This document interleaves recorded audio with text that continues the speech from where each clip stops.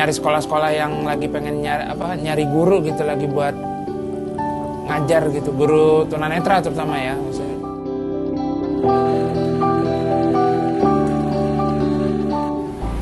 Memang saya nggak jarang sih mas melamar pekerjaan ya. Udah pesimis dulu sih. Selasa 30 Januari 2024 siang, Hilmi dan Rahmat sedang menyiapkan pesanan kopi untuk pelanggan di kedai Mata Hati Kopi di Pondok Aren Pamulang, Tangerang Selatan. Kopi yang dipesan kali ini kopi arang, salah satu menu andalan dari kedai ini. Meski memiliki keterbatasan penglihatan, Hilmi tetap cekatan dalam meracik kopi. Pasalnya, sudah sejak tahun 2020 kedai ini dibuka. Selama itu pula Hilmi terus meracik kopi sebagai seorang barista.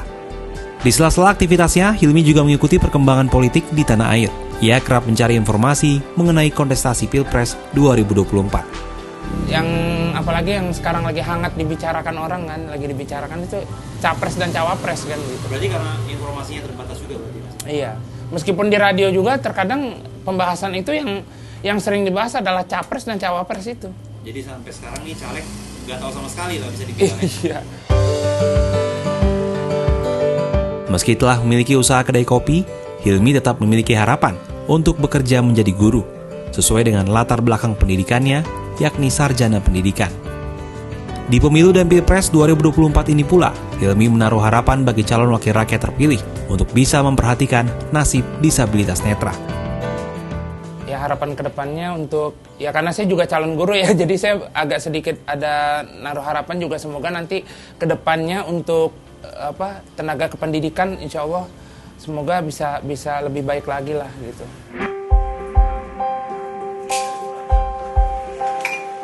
Hal serupa juga diungkapkan oleh rekannya, Rahmat, yang juga merupakan seorang penyandang disabilitas low vision. Meski memiliki gelar Magister Manajemen, Rahmat memilih untuk membantu Hilmi beserta komunitasnya di Mata Hati Kopi sambil memberikan pelatihan kepada penyandang disabilitas netra lainnya untuk menjadi barista. Sebelum bergabung dengan Mata Hati Kopi, Rahmat telah bekerja di sejumlah tempat, baik instansi pemerintah maupun swasta. Meski demikian, ia mengaku tak mudah untuk mendapat pekerjaan tersebut sebagai seorang dengan low vision. Pernah saya mencoba dulu, sebelum lulus, saya mencoba beberapa perusahaan saya melamar pekerjaan. Ternyata saya nggak diterima sebelum tes gitu, karena memang mereka ngeliat mata saya tuh nggak kelihatan gitu kan. Itu belum tes kesehatan, Pak? Belum tes kesehatan. Langsung di baru wawancara seperti ini, langsung di gitulah. Memang saya nggak jarang sih mas melamar pekerjaan ya sebenarnya. Karena? Udah pesimis dulu sih. Jadi saya lebih mengandalkan yang namanya relasi maksudnya dalam tanda kutip ya, bukan kita nyogok orang untuk dapat pekerjaan, bukan gitu. Seperti saya ada teman nawarin saya pekerjaan, saya kerja di situ gitu.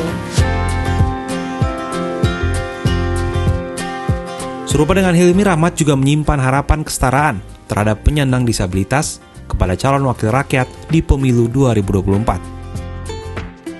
Seperti adanya pelatihan, nah itu tuh mesti ada kelanjutannya gitu mas. Jangan hanya pelatihan gitu. Jadi itu yang mesti dipikirkan itu bahasanya itu regulasinya itu supaya mereka benar-benar bisa mandiri intinya gitu kan. Kan ketika nanti disabilitas ini tidak memiliki skill apa-apa, itu kan sebenarnya jadi beban pemerintah juga. Ketua Bidang Organisasi dan Jaringan Yayasan Mata Hatiku Berdaya Mandiri Fajri Hidayatullah yang juga penyandang disabilitas netra dalam keterangannya Kamis 1 Februari mengungkapkan, saat ini peran disabilitas di pemilu 2024 hanyalah sebatas objek karena baru dianggap ada ketika memasuki tahun politik.